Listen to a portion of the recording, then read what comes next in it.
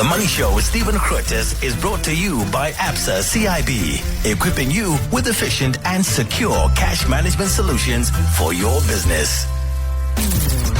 And now, The Money Show with Stephen Grootes on 702. Let's walk the talk. Good evening. It's 9 minutes after 6. I'm Stephen Grootes. The start of a brand new week. By this stage in the evening, you're probably thinking you've had quite enough of the week already. Good to have you along with us tonight on The Money Show. Plenty going on. Quite a few updates. We'll hear more about it in a few moments. But updates from Rainbow Chicken, from Impala Platinum. There's a new CEO in town coming through from one of the property groups as well. So there really is quite a lot going on. And Growth Point, I think, doing it all quite nicely. Lots of sort of, this is how we're going to do it. This is when it will happen, etc., etc., etc. And then, of course, we have what's going on in the United States at the moment around chips. So everyone's still sort of keeping a close eye on that. Stats SA confirming now, and Business Live led with it, I noticed this morning, essentially talking about how they're changing their survey about unemployment. There have been lots of questions about this. Is it actually accurate? What about the informal sector? Are they being sort of captured correctly? And so those questions being changed. There's quite a nuance in the question, quite important nuance in the question, but looking forward to that conversation in just a moment. In fact, we'll speak to Koketso, Mano and G G Alcock on the issue. And if you change the question, one must presume you get a different answer. But that doesn't mean that people, just because they may be defined as working, are suddenly, not poor. It doesn't mean that at all. People are still where they were before you change the question, if you catch my drift. Quite a few conversations around Eskom, and there's still many people who don't actually have electricity. We'll talk about that in a little while with Vali Padiachi. And more and more, the issue is moving away from, do we have reliable electricity, to can you afford reliable electricity? And that's becoming a much bigger issue. I've been amazed at some of the bonuses. I'm sure you have too, that state-owned entities, their CEOs get. Now, sometimes they're kind of merited, but I don't think anyone can run a road traffic management agency and drive around and look at the roads and think they deserve a bonus. I mean, I just don't get that.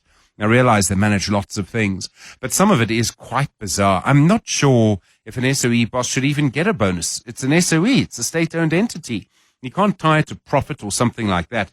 So I found that quite strange. And the Transformation Fund, we'll speak to one of the organizations that's getting involved in that. And one of the questions I'll ask is, what are you going to do that's different to how all of the other funds work, that like the National Empowerment Fund and things like that? There are quite a lot of conversations in all of that. And I know you'll have a view on that as well. 011 883 0702 021 446 0567. And of course, voice notes tonight on 072702 1702. I look forward to hearing your views about some of these issues, and particularly perhaps around bonuses for people who run SOEs. The Money Show with Stephen Grootes, live on 92.7 and 106 FM. Streaming on the Prime Media Plus app and DSTV channel 856. Well, confirmation now from Stats SA. It's going to change the questionnaire it uses when it asks people if they are working or not. And that, of course, determines our official unemployment numbers. There's been a huge public debate about this. You'll remember the former CEO now at Capitec, Gerry Fourie. He said he believed our real unemployment rate could be as low as 10% because work in the informal sector was not being properly captured. Stats SA said, hold on, we use an internationally accepted definition of unemployment and we need to make sure that our stats are comparable. All of those things are true. We start with Koketso Mano, a senior economist at FNB. Koketso, good evening. So Stats SA is changing the questions it asks. From what we know at the moment, is this going to be quite a big change? I mean, some of the definitions around this can be quite complex. Certainly, Stephen, and I guess that's where the complexity really comes in from Stats SA's position, because as much as they really want the employment or labor data to be reflective of the SA economy, they also have to make sure that it's comparable, by international standards. So if you're looking at Germany's labor market data and South Africa's labor market data, you should be able to make those comparisons very easily. So I guess that's where the complexity really has been. What they've said to us is that in the third quarter survey, they plan on, doing away with certain constraints around the survey, such as the size of the organization, you no longer assume that if a person is not in the labor market, that they are not economically active. And they also mentioned that they want to do away with age limits, given that people are working longer, especially when you look at the post-pandemic trends around, short-term work, people working in different areas, not maybe meeting what we have been considering as labor market or employment. So there are those trends that are picking up post the pandemic, and so to say, really have to take advantage and maybe meet, those different variations of what is happening in the economy in order for the labor market statistics to be more reflective from a policy and a business perspective. As I understand it, there are three criteria they asked to see if you're employed, and you have to meet two of them. So if you have two of the three, you're defined as employed. And they include whether you have a written contract. That makes sense. A written contract, I imagine, is the law. The other was whether you have medical aid. Surely there are millions of jobs that don't come with medical aid. Most certainly. So that is definitely one of the areas maybe that presents quite a big gap if you think about the informal labor market, which will be even worse when you think about some of these benefits that may not be present. And I guess what Statusa really needs to consider, or they plan on considering, is other forms of benefits. So maybe it's not medical aid, but maybe social insurance, some sort of insurance that may be outside of the traditional medical insurance schemes. And then you also have to consider, the fact that people may not have what you may consider to be a technical and traditional contract in the employment space. So all these informal labor market dynamics really have to come into the survey. But I guess the whole contention here is how Statusa is going to keep our statistics close to what international standards dictate. But as I said, Stephen, what we're seeing happening in the labor market in South Africa post the pandemic is not specific to the SA market. We're seeing that across the globe, and hopefully this is something that will drive statistics globally to also conform to the change in dynamics. I mean, you made the point we have to compare them with Germany, and that's obviously true, but we need to compare them with Botswana, Zimbabwe, and India or Nigeria as well. Certainly, but I guess that's where, the fact that you may think certain countries don't have the quality of data that is important for policy considerations, for global economic considerations. That's what makes this so sensitive, is that, yes, you have to compare it to Botswana or Zimbabwe, but does Zimbabwe also have the good quality statistics that you would want to compare to? So, yes, those comparisons have to be made, but that's why there is this international cooperation and agreement on how we go about labor market statistics. But I'm hopeful that statisticians will start to think about the changing dynamics of economics and not stick to old traditional ways of thinking about statistics while still moving ahead as a group and not unilaterally. Koketso, Mano, thanks so much. Senior economist at F&B. Listening to that, G G Alcock, the author of the book A Kasinomic Revolution. Gigi, good to talk to you. It's been a long time. You, if I recall, have always been quite frustrated with the way in which Statusa has defined employment. I imagine you welcome these changes. Hi, Stephen. Thank you. Yes, in fact, Gerrie and I agree on this, and he quoted me on some of the of how he got to those statistics. Stephen, I think what's important to do here is, first of all, we have to redefine what is an informal job, because we've got this perception that an informal economy is just rows and rows of hawkers selling apples and loose cigarettes and so on. In the reality, it's a very wide sector, multi-sectorial, and you have everything from a small business up to a medium, up to relatively large businesses doing good profits and so on. When we look at the employment figures from Stats SA, we have an expanded definition of unemployment, but we don't have an expanded definition of employment. An expanded definition of unemployment is people who are not looking for a job, but they're unemployed because they've given up.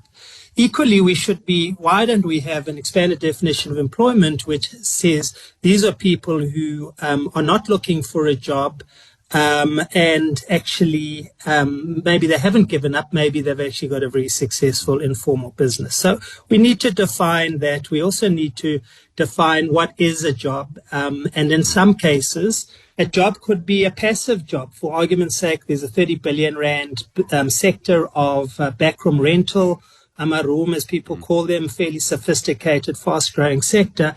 Many people are renting out anywhere between 3 and 6 amaroom for anywhere from 2.5 to 3,500 rand a room.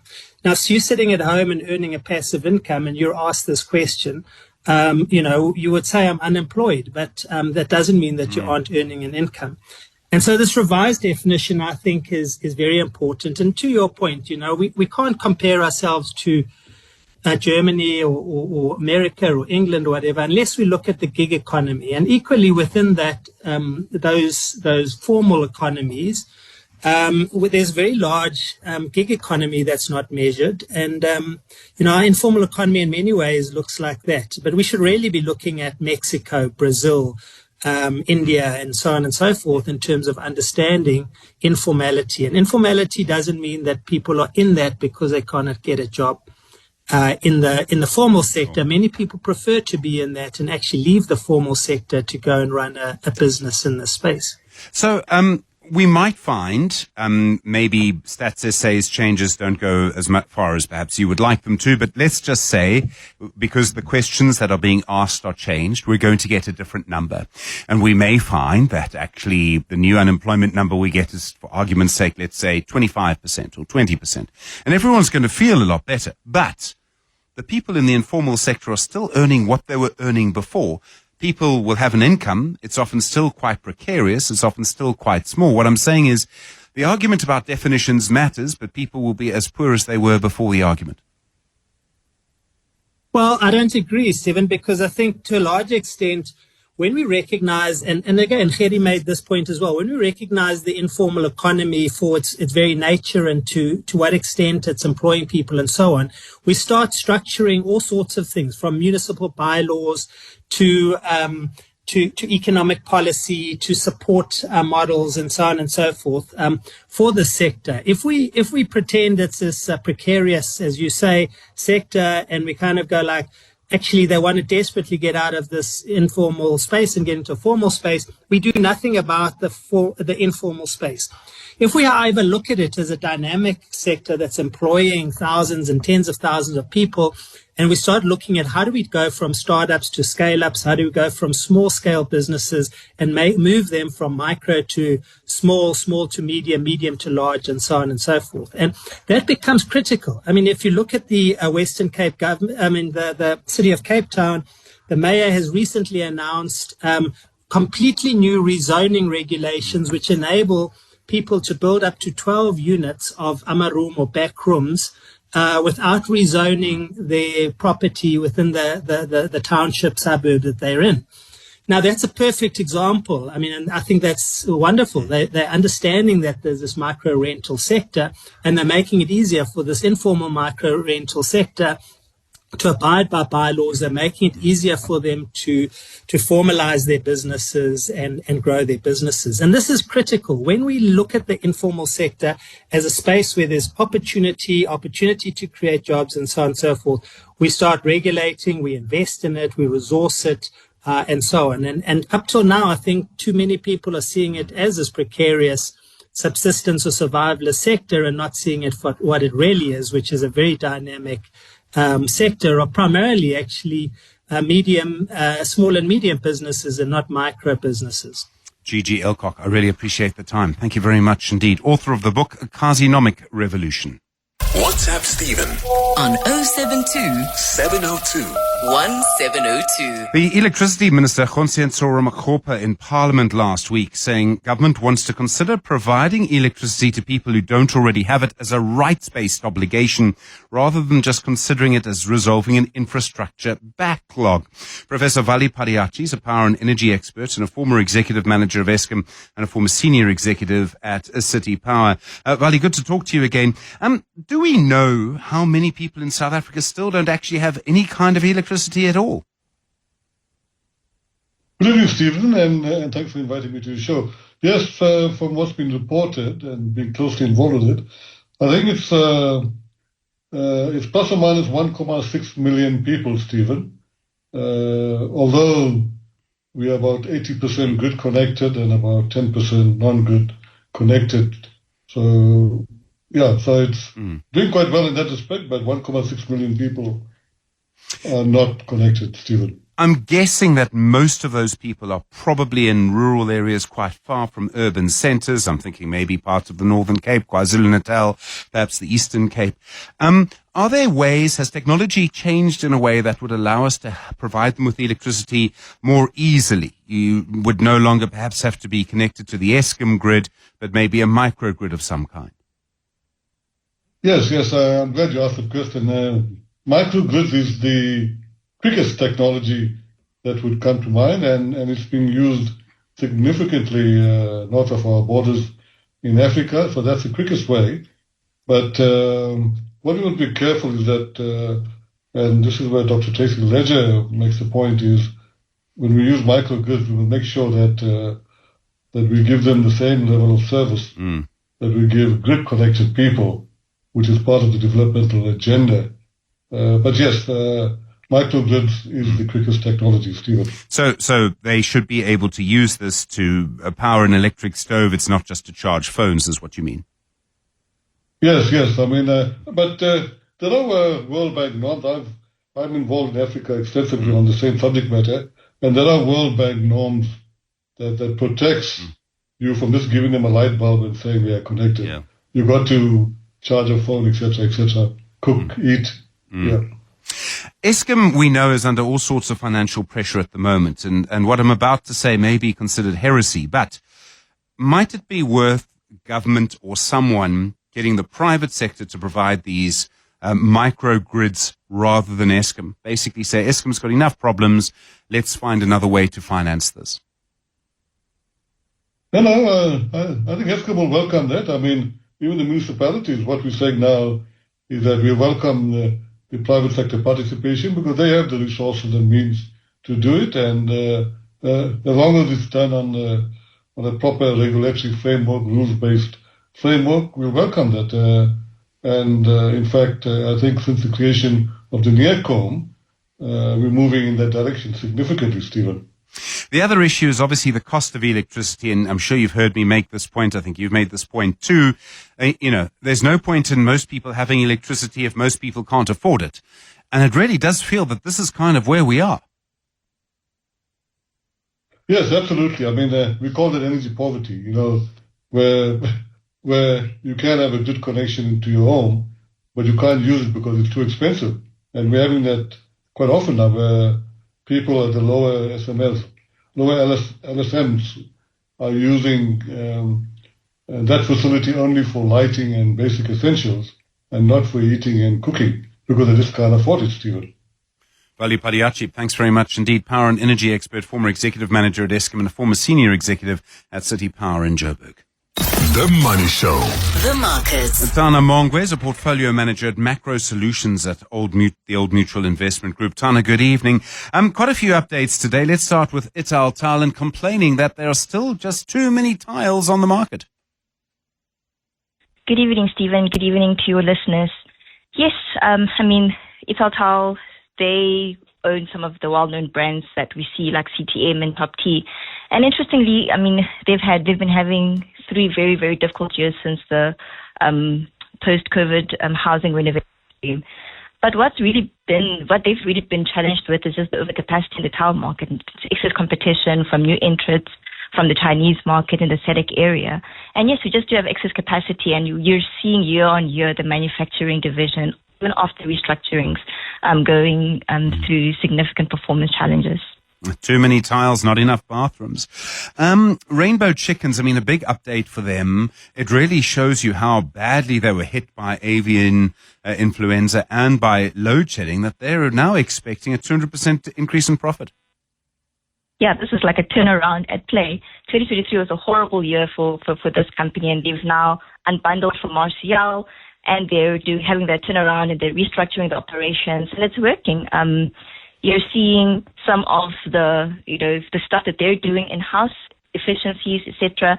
But also just not having the avian flu, not having load shedding, significant cost savings just on that front, having higher sales, not having to import, and all of these other things that they've had to deal with across the industry. And I mean, I think this year they're going to really be having a good year, and the trading update speaks for itself. And then Impala, I mean, again, sort of quite weak earnings, and this is all, I presume, about platinum prices, the increase in platinum prices coming a bit late for this year.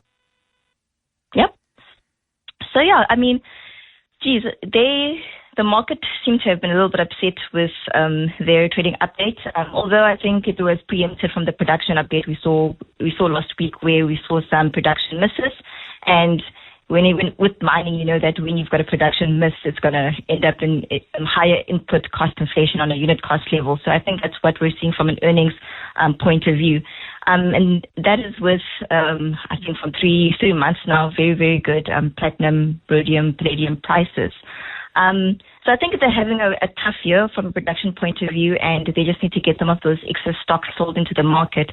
But long term, I think we remain quite constructive around the PGM market, just because of the lack of new supply coming into this market. And while we still see growth in battery electric vehicles, it's probably not going to be as J-curved as once expected a couple of years back. So there's still going to be a market for PGM. So tough year, but structurally, I think the industry PGM prices should be stronger towards the end of the decade. Yeah.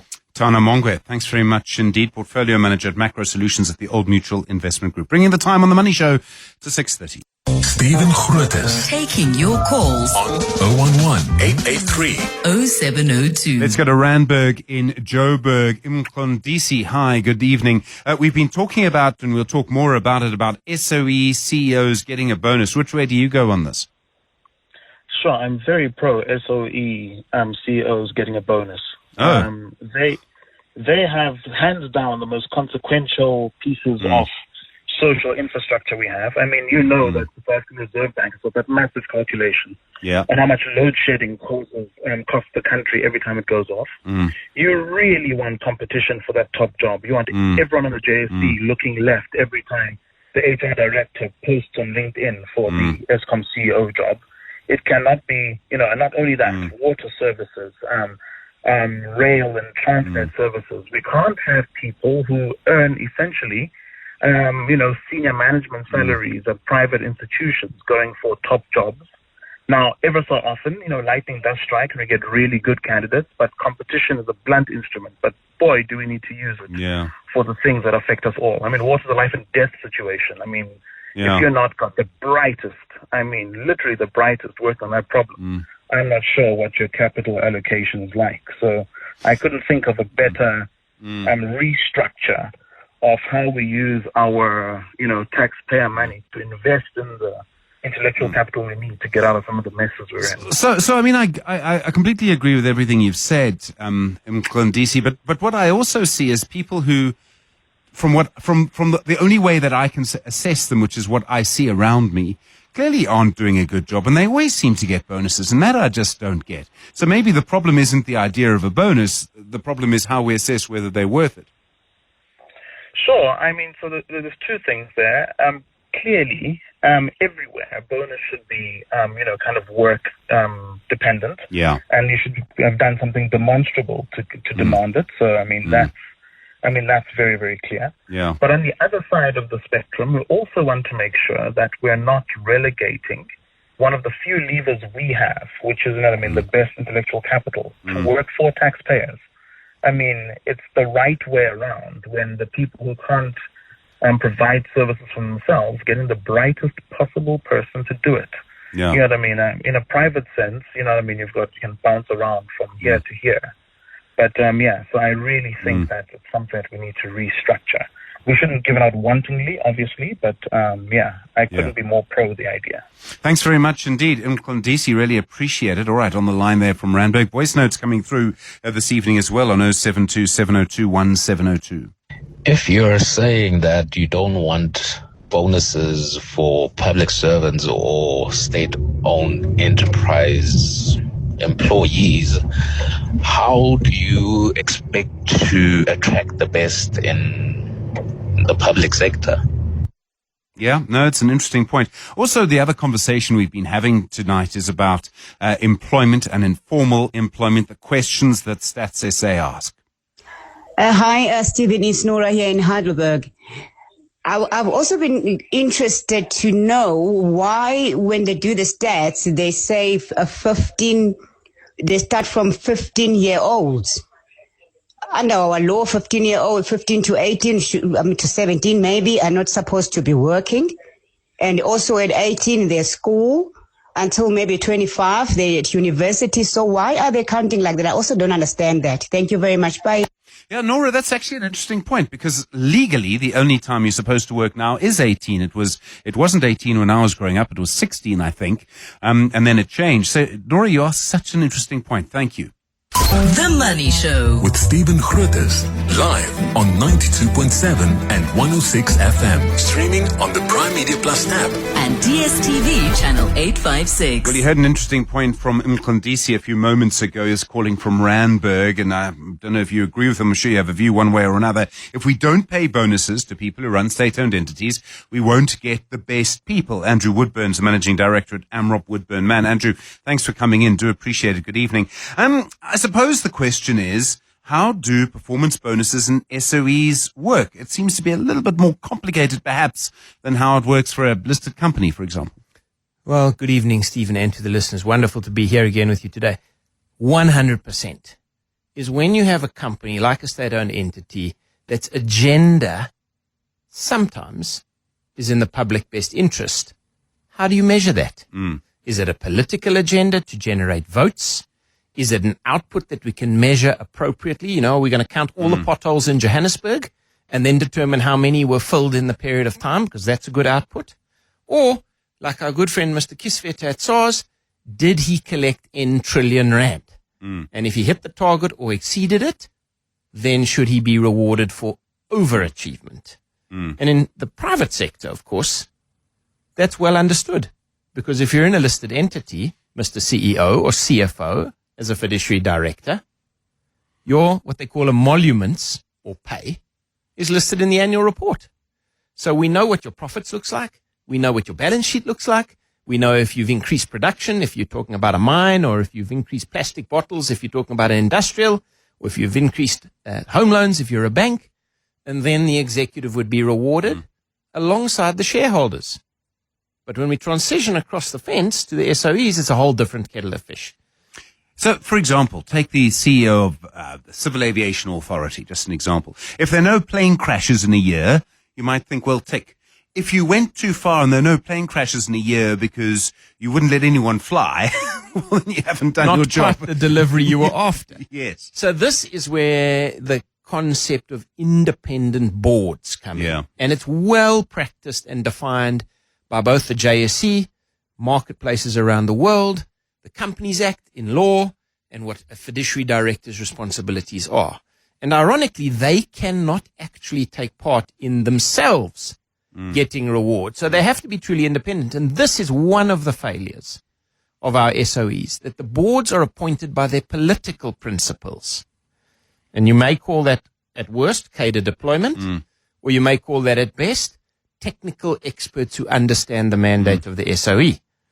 But interestingly enough, I feel that they fail in running a board from a governance perspective based on what we know in the private enterprise environment being the NOMREMCO. Both the nominating committee who chooses who the executive are going to be in the appointment process and the remuneration committee that decides on the money. And in fact, it's the remuneration committee in the open market that needs to defend their decision to the shareholder. Now, I'll put all of this into one basket for you, Stephen. And for those driving your cars or sitting at home listening to me, I'm also just a whacker like everybody else here, and I pay my tax. I want to see results. Just make the SOEs transparent. Simple as that. Are we seeing any changes? I mean, are we seeing the same number of bonuses being paid out? Is it getting smaller or bigger in SOE? No, so that's a very good point. I did some research, and this is what us guys driving our cars, dodging potholes or seeing traffic lights that are out don't see. But if you look at the research, in 2019, there were over 218,000 recipients of bonuses which is, you know, a lot. Pretty good. I want to be one of those because probably I'm not really doing my job in those era. And we've had COVID since. And I think we transitioned from a majority party rule to the famous GNU now. But by 2024, we're down to 3,767 recipients of bonuses. That's a major change. So there is some silver lining to this cloud. And that one hopes they're measuring more aggressively. Those who actually deliver on what is required are only the ones that get paid. And there are many reasons why you might award a bonus, aka let's be more transparent. But my sense is from our listeners, we're still incredibly frustrated that those in service of us, the citizenry, who pay tax, are not delivering. And then we're flabbergasted about how the Road Accident Fund and others are awarded massive multi-million rand payouts. And yet, I think the perspective from the street is certainly in a Johannesburg that you and I drive to work in every day, is we're not getting what our tax money should be paying for. I mean, there are lots of other people that have SOEs. China has SOEs. I mean, how do they manage bonuses? Look, I was privileged to be in China about a month ago, and China is on the move. They are absolutely coming into a global player position, which we all know, and we can see them against the US and against Russia in the current tariff negotiations. But China's understood. Define it, measure it, reward it. Not where it was in the old era, where it was politically motivated based on those who would be supporting the party line. Having said it, there's still an element of that. But China has absolutely become way more fastidious about the individual appointed, what their target should be, and did they or not deliver it. And they are clamping down on easy street, which certainly they once had. Those who were connected got what I call money falling from the sky. Doesn't happen anymore. Andrew Woodburn, it would fall in a pothole here. Andrew Woodburn, thanks very much. Managing Director at Amrop Woodburn Mann. In a moment, Fatima Vadwa, the case for the R100 billion Transformation Fund.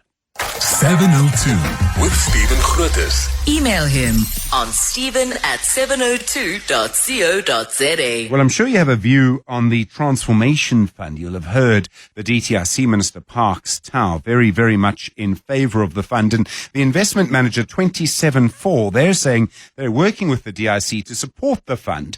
The fund would see money being paid by companies into it. Then the fund would give that financial support to various black-owned companies. Essentially, it is about transforming our economy. Fatima Vadwa is the founder of 274 Investment Managers. Fatima, good evening. Why do you support the Transformation Fund? What kind of role are you hoping to play here?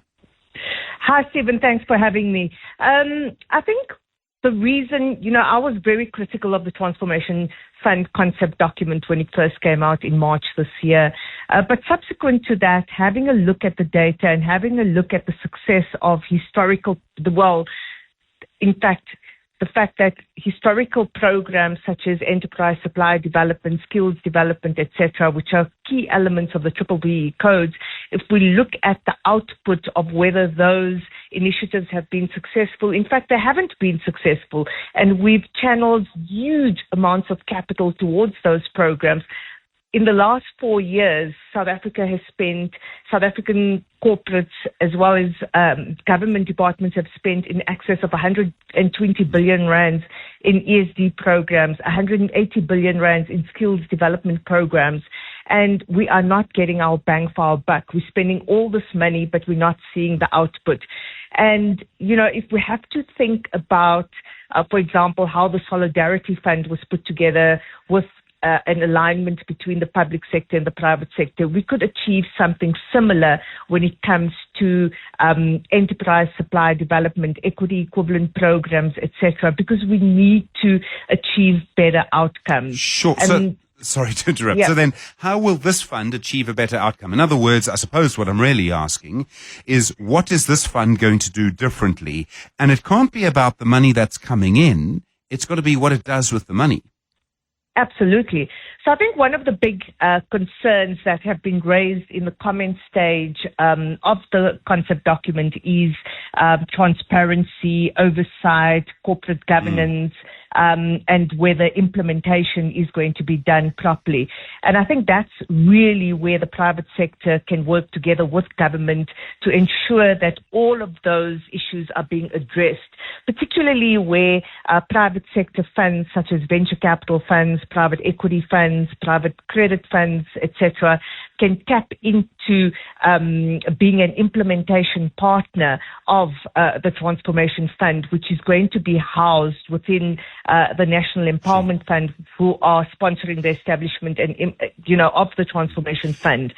Collectively with the private sector, we're talking about independent board of directors, we're talking independent ring-fence bank accounts, etc. This is not being positioned as a slush fund for malfeasance, corruption, etc. Sure. Someone, somewhere, will have to decide which company gets how much money. And that's a very complex process. You have just pointed a few moments ago to the amount of money that's already been spent on in exactly this, trying to transform, trying to support black-owned businesses. So what is going to be different about that hasn't been done before? How are we going to get better value for money, I suppose, is really the question. Okay, so the private sector, the asset management industry in South Africa manages about 8.5 trillion rands of assets, a hugely successful sector that has got some key players in the market with fantastic investment professionals and long track records in managing money in the private market space. However, they have not had the opportunity to manage this type of money in conjunction with government.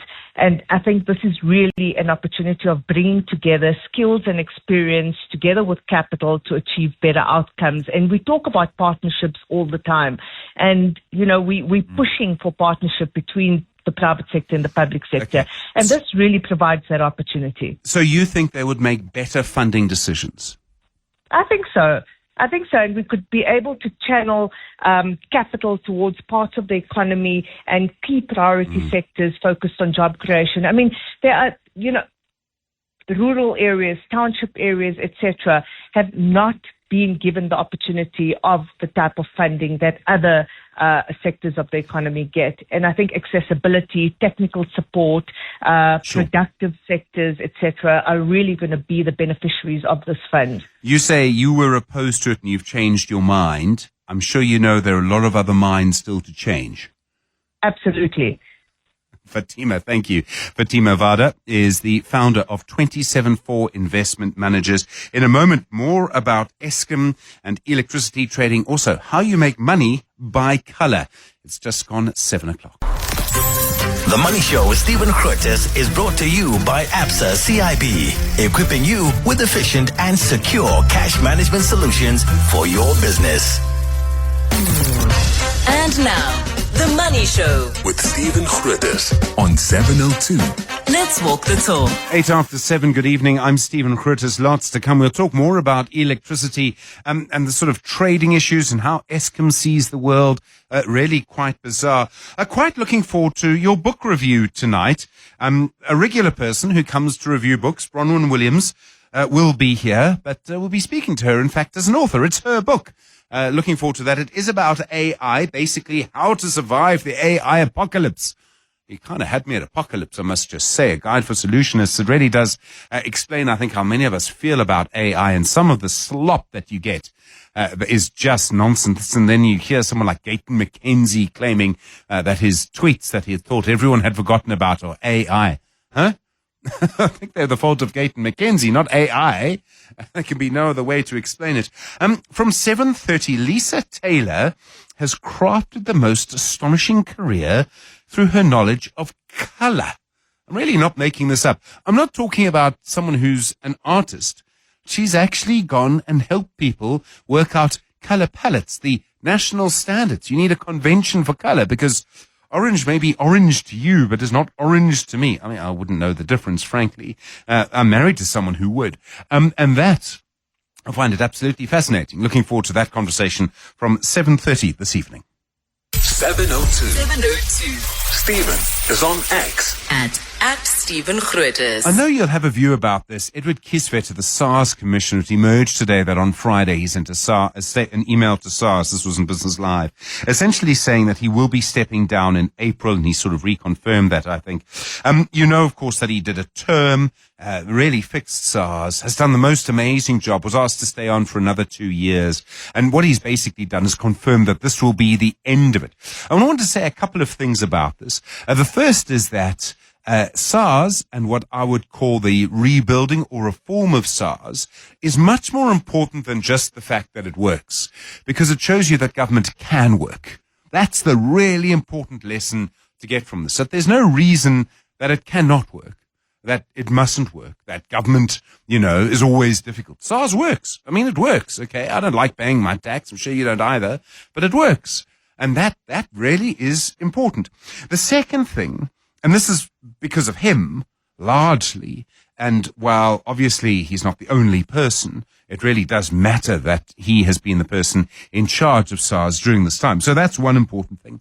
But the second is, and I would like to just point this out, is that it is very important that we never set a precedent by asking people to stay on for too long, because it may not be that Edward Kieswetter would do anything bad with the position. Having met him a couple of times, interviewed him many times, I don't get any sense or indication or anything from him that he would ever abuse the position. But the precedent that can sometimes be set if you ask a good person to stay on and then they turn into something else later. And that's the problem. So or he leaves and we've asked him to stay on, we've asked him to stay on again. And then he eventually goes and someone who's not so great sort of insists on staying on and staying on again. I mean, that's what would really worry me. So I'm sort of glad with how this movie is ending. I'm sure he is too. And I think he can look back on it with a huge amount of satisfaction. I mean, you might well have done a job somewhere in your life that you were able to look back on with satisfaction. I'd really like to hear your job that you can look back on and something you did quite well. And I think we're sort of programmed not to boast about ourselves, but if you want to sort of, hide your name or something, you can. But I think sometimes there are things that we know we did this well. 011 883 0702 021 446 0567. The Money Show on 702. Monday to Friday, 6 to 8 p.m. So a group of people have been calling on Eskom to drop its court case against the energy regulator, NERSA. It granted trading licenses to 5 companies. Eskom wants to stop that. Now, the Electricity and Energy Minister, Koketso Makgopa, has joined that group. He also wants Eskom to stop this case. So the licenses that NERSA issued would allow these companies to buy and sell power. Government, as you know, wants to end Eskom's monopoly over the electricity system. Eskom's gone to court saying this means it will only be left with the sort of bad customers. So people like councils who won't pay or can't pay. Chris Yellens, the managing director at EE Business Intelligence. Chris, good to talk to you again. Good evening. I mean, such an astonishing story for so many reasons. I mean, one, that Eskom is going to court like this, and two, that the electricity minister is telling them to stop it. Well, I think it's more than the electricity minister. I think it's the presidency, it's Operation Vulindlela, and the Ministry of Energy and Electricity, the minister. You see, this is an intergovernmental dispute. And the Constitution requires that government departments and government entities should not resolve their differences through litigation in court. But I mean, it's one government. They should be talking to each other and resolving differences between themselves. And it's no different from, you may remember, the city of Johannesburg and Eskom distribution dispute, which had been dragging on, and eventually Eskom, initiated court action. And the minister got the two parties together, banged their heads, and told them to sort their problems out and to get this settled, and even appointed Sanedi to do a report and resolve this matter, and it was resolved, between them. This is a similar sort of thing, and I think the presidency, Operation Vulindlela, and the minister are very unhappy that Eskom is doing this through legal action and not resolving their matters amongst themselves. Eskom, I mean, this reform process has been a long time coming. We've all known, we've been talking about it. I mean, Chris, I don't want to know how long you've been talking about it for, but I've been talking about it for a while. I mean, why would Eskom go to court now? Did they just wake up? It's even more astonishing in my view because, a week or so earlier than before Eskom actually, submitted its court papers, NERSA announced that they were busy and, they'd initiated the process of formulating so-called trading rules, which, and they even put a timeline to it. And that's what Eskom was saying that was needed. And here NERSA is, busy, putting in place these rules, and Eskom litigates in courts. Well, the minister has, in my view, I'm speculating a little bit, but he did announce, that he had advised Eskom to, withdraw its court application.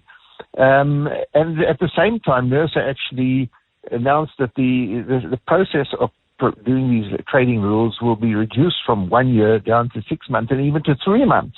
So, this is not exactly, this is something that can be done quickly if there's the will to do it. You have to have the will to do it, but it can be done quickly. And therefore, there should be no need to litigate because this litigation process can drag out for years and years because, if Eskom loses its case, it goes to the appeal court. If it loses in the appeal court, it goes to the constitutional court. This can take years. And this, people think, and I think, that this is a stalling tactic just to delay the reform process for as long as possible. Sure. So, I agree with you, but I have a twinge of sympathy for Eskom because everyone who can is going to get the electricity from one of the newer companies, and Eskom's going to be stuck with the councils who've messed up their finances so badly they can't pay. Stephen, this is what competition is all about. If your plan and your country plan and government policy is to move to a competitive generation sector and a competitive retail sector, that's what it's all about. That's what everybody has to deal with. One has to offer offerings. Your service and product offerings have to be appealing and offer value. There has to be a value proposition to the customer. These are not Eskom's customers. These are customers that want choice. They want to be able to choose their supplier based on the quality and the price and the service offering and the value proposition. And for Eskom to say that this is cherry picking of Eskom's customers, nonsense. These are not Eskom's customers. They are customers who would like freedom of choice. Excellent point, Chris Yellen. Thank you very much indeed. Managing Director at EE Business Intelligence. Chris makes a perfect point, actually, that they're not Eskom's customers. They're people who want free choice. I just don't get why Eskom did it now. Such a strange thing. 702. Stephen is on the Money Show. 6 to 8 p.m. Over the years, I'm sure you've noticed, as I have, how many companies will use the phrase in their advertising, the country's number one. I don't know, whatever it is, Marmite, oil, butter, a cell phone network. Cell phone networks. If I remember, I think MTN and Vodacom went to the advertising regulators like 1 million times because they kept calling each other number one, and then they would go. And I can't imagine the money they spent. And I noticed today it was the turn of J&J. This was in 2024. They have a nasal spray. I think it's a Sinutap nasal spray. They called it the number one Sinu spray, whatever it was. And the advertising authority saying, well, actually, your claim to be number one is, I think the phrase was, unsupported. Okay. How do you determine which is the best nasal spray? There's certain things I know for sure. I could tell you which is the number one business show on the radio. But if you ask me to prove it, well, obviously I'll have a go. And I'm fairly confident I'll make it work. But how do you know which is the best nasal spray? Does it stop that? Does it have the best smell? Because they all smell terrible. Is it the one that your young child is willing to use? Doesn't it worry you that your young child is happy to spray something up their nose? There's so many different elements to it. How on earth do you work out which is the number one sinus spray? WhatsApp Stephen on 072 702 1702. Well, conversations coming out of that chat we had with Chris Yelland. Good evening, Stephen. Jan here from my broadband. Caught the interview with Chris Yelland and couldn't agree more. And wanted to add that this whole situation with Eskom reminds me an awful lot of Telkom and how Telkom kicked and screamed against the so-called managed liberalization process, and also talked about how everybody was going to cherry pick its customers. And it's actually uncanny to see how Eskom is behaving exactly the same as an infrastructure monopoly in an entirely different sector. Well, Jan Vermeulen, a regular on this program, but such a strong point does sound a lot, does remind us a lot of Eskom. The Money Show. Business books. Well, fairly often on this program, you'll know that we have one of our regular book reviewers is Bronwyn Williams. She's at Flux Trend. She's often talking to you about a book that's been published, something to do with money. Today, the book we are reviewing is by Bronwyn Williams. It's called Surviving the AI Apocalypse, a guide for solutionists. And while it was quite tempting to get another of our regular book reviewers to review a book written by one of our book reviewers, we decided to resist the temptation and instead speak to the author. Bronwyn Williams, good evening. Welcome to The Money Show. It's wonderful to talk to you as an author. Good evening. Thanks very much for the opportunity. Surviving the AI Apocalypse, a guide for solutionists. You had me at apocalypse. Are you being entirely serious when you say apocalypse? Well, we can blame the publisher for the title. I don't know how many of your listeners know that when you do write a book, both the title and the cover are not exactly the author's final decision, but the content within the book definitely are. So maybe a little bit of the hyperbole has made it through to the cover, but I think the point does stand. And our thesis, well, I've co-wrote this book with a wonderful woman called Sharon Pierce, who is a business transformation specialist and has been for many years, is that for a lot of people, this whole thing of AI combined with the forces of globalization, which really mean moving into a very, very competitive space, are going to be outright traumatic and might feel a bit apocalyptic to many people who currently are in or trying to get back into the job market. What do you mean by a solutionist? I mean, I think we all think that we're good at solving problems. I mean, I know for a fact we're all, and I've worked in talk radio for a while, we're all pretty good at talking and complaining about our problems. How would you describe a solutionist? Is it someone who works towards a solution, someone who comes up with solutions? Well, it's very simple. A solutionist is someone who sees a problem, identifies that problem, and then finds a way to solve that problem. I mean, you're really just talking about the good old thing of like how to start a business, be an entrepreneur. What do? You find a problem, you solve that problem. But what we're trying to say in the book is that it's not just people who currently identify as entrepreneurs, but really everyone, whether you're employed, currently unemployed, whether you run a business, whether you're part of a massive organization. Our thesis is everybody's got to see themselves as a solutionist, because what's happening now with this apocalypse, to use the publisher's term, is that basically there's a reckoning in terms of the value you are bringing to the economy and the price that you are charging. Those two figures have to be aligned, and quite frankly, they're not aligned at the moment. There are many people who add a lot of value, solve a lot of problems, who aren't necessarily being compensated, and on the flip side, the people we're really talking to here are people that think that they add a lot of value to the economy, but maybe really don't. They just take home quite a big paycheck, or think they deserve quite a big paycheck at the moment. And we're basically telling people you need to actually be adding value to whoever is paying you, whether that is a customer, whether that is an employer, whether that is an organization or an individual. Somebody is your customer ultimately. And are you really adding value to that person, or are you really just extracting value from an inefficient market? Because we certainly see that what's happening at the moment with digitization and automation and globalization is that there's a lot of scrutiny on where the fat is sitting on the system and where there are people that are extracting value. And two things that are happening. The one is quite fair, that people who are extracting value and not adding value to society, whether they are overpaid consultants or whether they are overpaid people sitting in HR departments, whatever the case is, they're going to be found out. This is what all these forces are moving towards. But at the same time, the more unfair side of this, the darker side, we don't have a solution for, maybe someone listening does, is that what's happening is that fat in the system is ending up being concentrated in the hands of quite a few or very few individuals and individual companies. We know this. This is the case of like wealth accumulating in the top, not 10%, not 1%, but sort of like 0.01% of the market, whether you're looking at organizations or individuals. So as much as automation is destroying a lot of BS, it's also going to create new waves of it.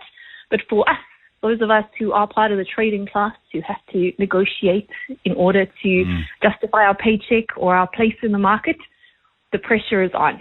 The competition is on, and we're going to have to be able to articulate the value that we add and define the problems we are solving very, very carefully. And the solution as part of the book is really a model that Sharon's developed, and I've helped to translate, as that's what I do, basically a system as to how the people can check whether they are adding value or not, and a few steps that they can take in order to start doing that.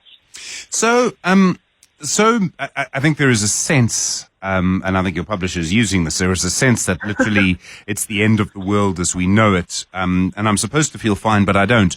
And what I've seen, because I'm now old enough, is that people will say the world is going to change very quickly, and the world changes quickly and slowly at the same time. And that's a strange thing, but I often notice that people say all of these jobs are going to be gone in 10 years' time. And actually you find some of those people are still doing very similar things, or they're using the same skill to do something that's almost the same, but there's a different delivery system or something. Yes, of course, that is part of that's where the sort of hyperbole in this whole AI and automation sort of conversation and the globalization migration conversation, which is really part of this competition on landscape that we find ourselves in, it is a part of, right? This idea that all our jobs are under threat and everything's going to change overnight. That's not the case. What's really happening is a concentration, as I said, of value. So for some people, things don't change. For a very few select people, things change very, very well in their favor. But for the most of us, we're going to have to work that a little bit faster, harder, run that a little bit faster on the treadmill in order to justify our place in the economic scheme of things. And this is where it gets really, really hard, in that overall, that whole thing, the world's moving quite slowly, and all those like really scary numbers put out by the World Economic Forum are hyperbole. They are nonsense when they say all these jobs are going to disappear. What is going to happen is these jobs are going to concentrate, and these jobs are going to change. The tasks you do within your job is going to change, but also there's extra chairs being pulled out of the sort of the game of like Ring-a-Rosie that you're playing, or musical chairs that you're playing, which means that every time that sort of music plays and every single cycle, you know, with a greater concentration of wealth, but a fewer seats at the table. And seats at the table very specifically here being JOB jobs, the salaried output, not so defined, but income very defined, the arrangement of work that many of us, particularly in South Africa, understand as being economically independent, right? It's the idea of having a job. But the truth is there's going to be less jobs, and the jobs that are there are going to be concentrating in terms of where those opportunities lie. So, you know, so for most of us, it's going to be a case of more precarious employment, and employment itself is going to shift, and we're going to have to justify our place in the value chain. That's part of the mindset shift we're trying to explain here. It's thinking beyond finding a job and becoming a salary dependent worker in a corporation towards how do I identify myself as kind of like this incorporated individual, which is not something many people want to hear. Sure. I'm a trained economist. I know that most people would happily trade a bit of freedom for some security. But what we're saying really is that security is being taken away from the majority of us. And we're going to have to learn how to swim in choppier waters, face more uncertainty, which is something that, of course, I've spent most of my career looking at, uncertainty in futures and all of this. So hopefully the book gives people a bit of perspective on where the nonsense is, where the BS is, and where the truth of the story is, which really is a personal reckoning of you standing in front of the mirror saying, what is the value I add to society? Honestly, not what is the work that I do, not where am I busy, not why am I tired, but actually what is the value that I'm adding here? The good news is all of us have value to add. Bronwyn, thank you very much indeed. Bronwyn Williams, speaking as an author. She also is, of course, at Flux Trends. The book is called Survive the AI Apocalypse, a Guide for Solutionists, and it's by Bronwyn Williams. The Money Show, How I Make My Money. So, I don't know if you will remember what it was like to watch TV on a small black and white portable television. When TV first came to South Africa back in 1976, way after the rest of the world, many of us only watched TV in black and white. Now, I remember so clearly and so, here's a better word, vividly, the day my father came home with a big color TV, and how big and how colorful and how vivid and how exciting He-Man and the Masters of the Universe suddenly were. It was incredible. And I can't imagine going back to black and white because color is so important. Well, someone who's made a living out of color is Lisa Taylor. She's an expert in color. She is a color analyst, a forecaster, and a trainer. And she's agreed to tell you about it this evening on The Money Show. Lisa, good evening, and thanks so much for agreeing to spend some time with us. Hello, Stephen. So we all have a relationship with color. We see it. It defines our lives. Do you think you always had I don't know what I call it, a deeper relationship with color than most of us? Oh, you bet. My mom said that if she didn't dress me in a certain color for a certain day, I would cry buckets or refuse to dress at all. In fact, there's one picture of me standing in the naked, just a hat and shoes, and crying my heart out because she wouldn't dress me in that particular dress. So I have been obsessed with color and how it affects people around me and myself, and that's called synesthesia. I didn't know there was Union of the senses. So I didn't know there was a name There's for a it. big word. So there is a name for it, yes. A lot of artists are said to have synesthesia. There's a lot of musicians. The color and music is related as well. Music is chords and harmony, as is color measurement. So you knew you had this sense. Yes. You, I presume, had to go through school. I imagine your coloring in was a lot better than mine. What did you do? I never colored in the lines. Oh, really? That's interesting. No. Because you definite ADHD. Okay.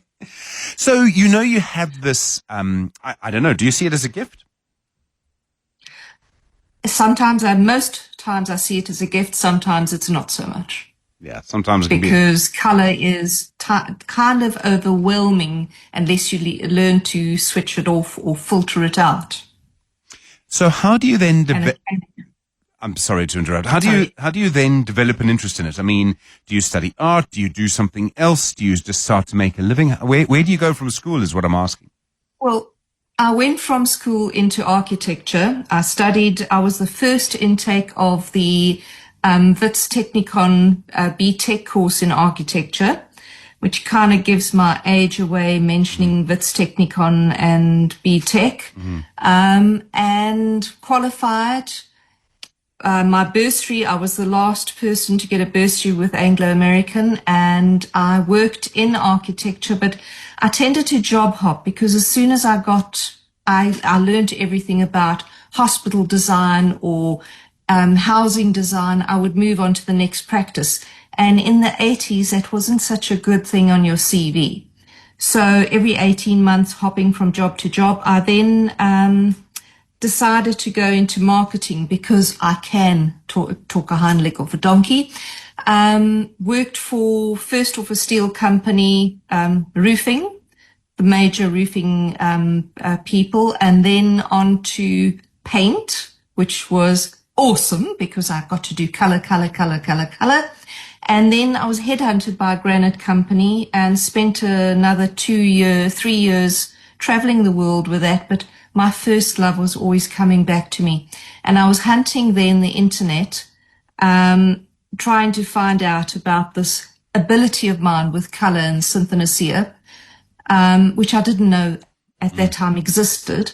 And I came across the AIC and in turn the CSR in Pretoria, being a member of the AIC. The AIC is the International Colour Association.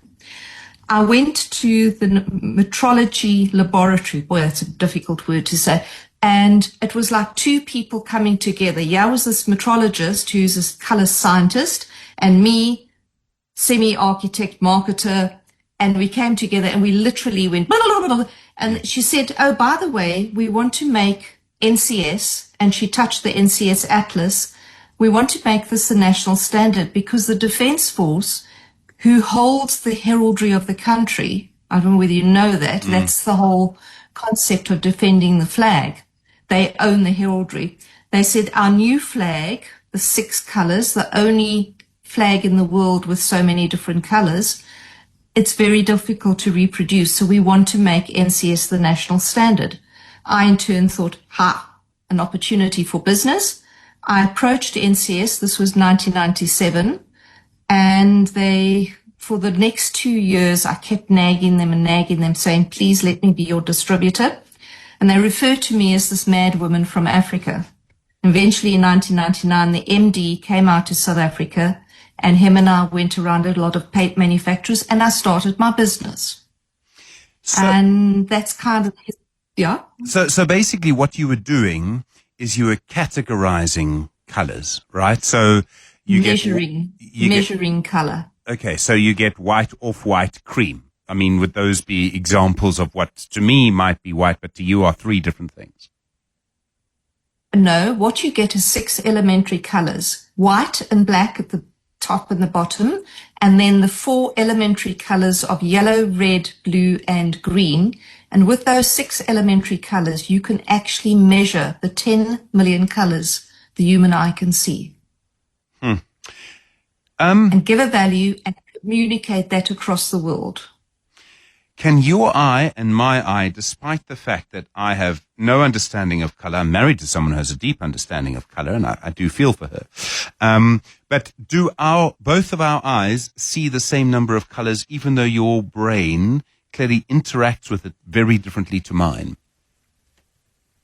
We've researched, and yes, we have matched the 10 million colors the human eye can see. We have researched, and every human being sees color the same, given normal color vision. But where the difference comes in is when it goes to the central process of the brain, we don't have equal preference. So we react emotionally differently to the color. And that's the only difference. Why would we need color standards otherwise if we don't see color the same? So when you give... But you as a man will only see 7 million colors, and me as the privileged woman see 10 million colors. We are better. Really? Why is that? Yes. Is that a brain difference or an eye difference? It's to do with the central process of the brain. You as a man with a hunter, so you had to throw the spear in the distance and knock off the antelope. As a woman, I was gathering the berries and looking for the ripe and what was poisonous and what wasn't.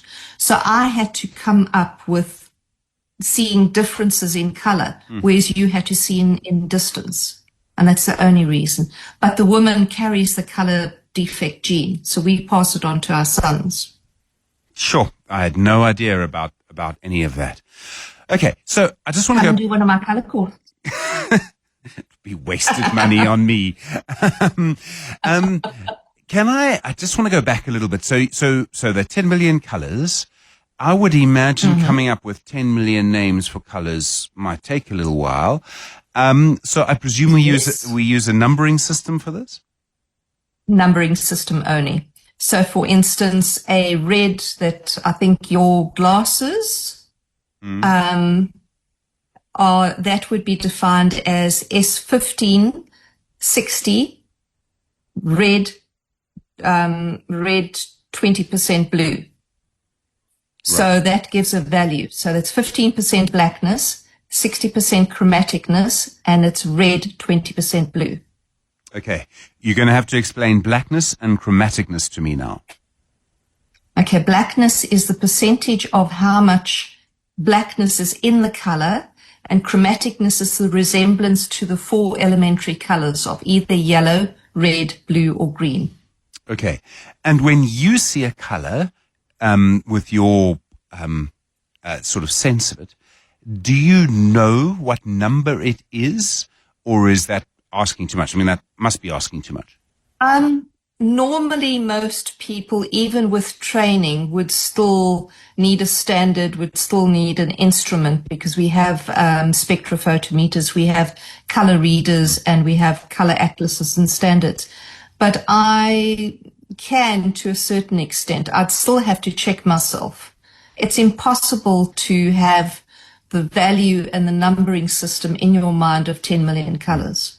Yeah, no, I think that would be not impossible, but it's kind of difficult. And I don't know if you know this about humans being, Lisa, but we can argue about anything. Do people argue about a color standard, or is it pretty much accepted by people in the field? Okay, color standards, yes, people would, and as soon as they see a number, because we're kind of a Calvinistic society, we see that numbers are okay and we're happy with that. But as soon as you give a name to that color, that name becomes an emotive issue. And that's where we can start arguing with that sort of thing. But if you have an instrument and you say, right, fine, that's measuring the color and I've checked it against a physical standard, I'm okay with it. But yeah, we'll argue if it's on the wall, because then people don't factor in light. They don't factor in a whole lot of other, simultaneous contrast of another object against that wall as well. So I could say that's angry purple, and you could say, no, it's just peaceful purple, and someone else could say it's, I don't know, confused purple or something. Yes, absolutely. And in fact, there's a test that we do to introduce at a big group of people to get people relaxed, in that you have to describe the color in terms of how you are reacting to it. And it's always a nice icebreaker when you start a big conference or a talk or something like that. We're speaking to Lisa Taylor. She's a color analyst, forecaster, and trainer, all about how she's made money out of color. The Money Show. How I make my money. Speaking to Lisa Taylor, the color analyst, forecaster, and trainer. Lisa, you spoke about meeting a person who clearly spoke the same language, had the same sense of you about color. Are there many people like you that you've bumped into in South Africa? I mean, when my producer explained who we were talking to, I scratched my head a little bit because I'd never heard of such a thing. In the beginning, 1999, 2000, I was kind of a lone voice, and it was difficult. But there's been, as globalization has hit us and more companies have come in, there's more and more people talking color. So yes, that black and white TV years ago, I think we were pretty much in there, in that niche. And there's a lot more people out there now. It's much more friendly for me, I must say. Still feels like we were with He-Man, though. I suppose there's another way to, let me put the question like this. Why does color matter? And I'm really asking about the link that you made at the very beginning about emotion. So I've been into a house or a room and thought, I don't quite like it here. I don't know why. And I've been into another room where it's the same physical size and felt a lot better. My wife has pointed out later, it's because one was a dark shade of brown or something awful. I mean, color really does affect your mood, is the point I'm making. Well, color is psychology. Because it's created in the psyche, therefore it is psychology. You can manipulate people just by having different colors on your walls. And that's why light is also so important. In the beginning of my business, I actually used to go home halfway through the day to change my outfit so that I would be reflecting where we were in the negotiations. So I'd start off with an orange and then go back to change into a green suit so that I'm now formalizing the contract. It's that important.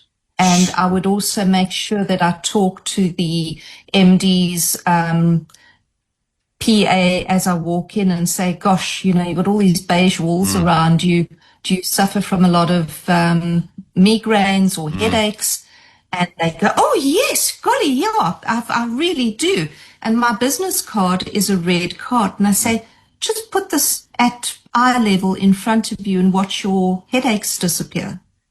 And then the next time I go in, the receptionist or the PA comes rushing out and grabs me and goes, oh, my God, Miracle worker. My headache's gone. How do you do this? Drags me into everybody's office that I've been wanting to meet, because now I'm somebody that seems to know what they're talking about.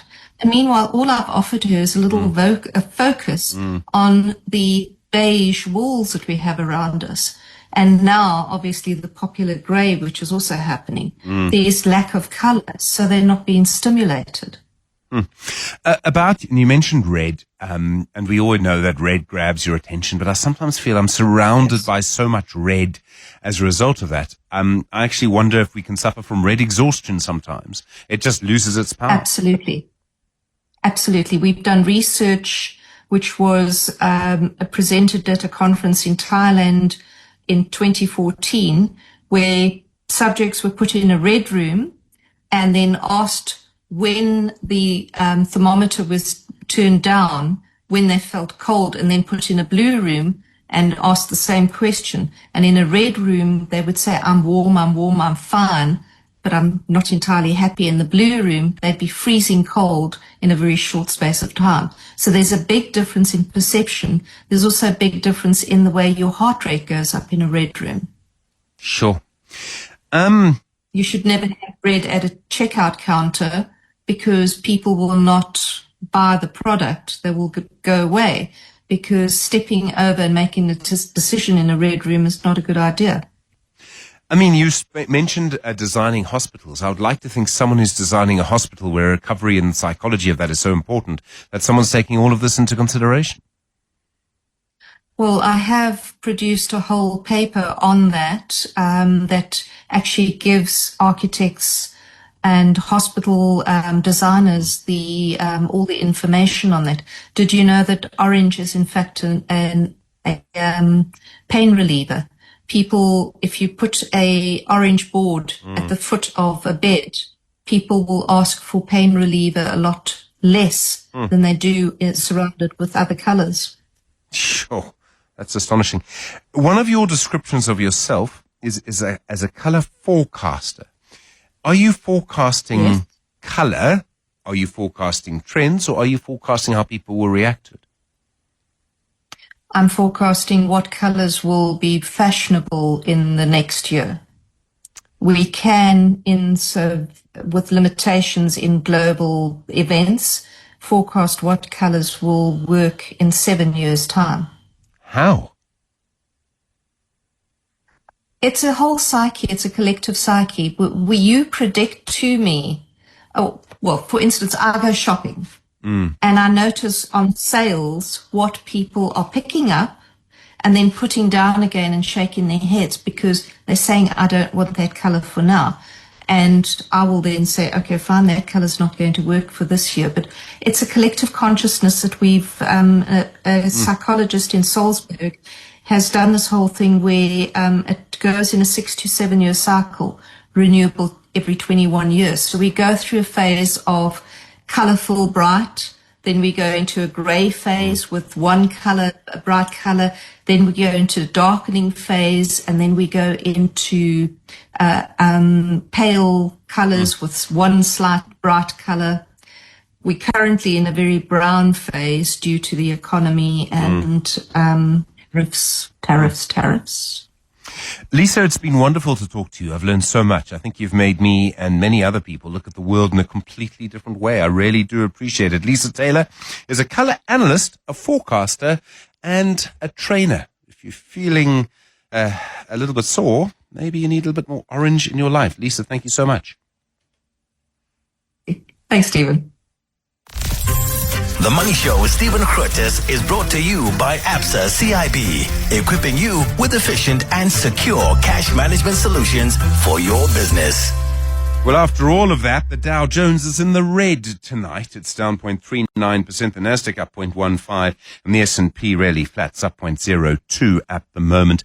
That's it for this edition of your colourful, do I say, number one Money Show. We'll see you tomorrow. Good evening. It's 8 o'clock.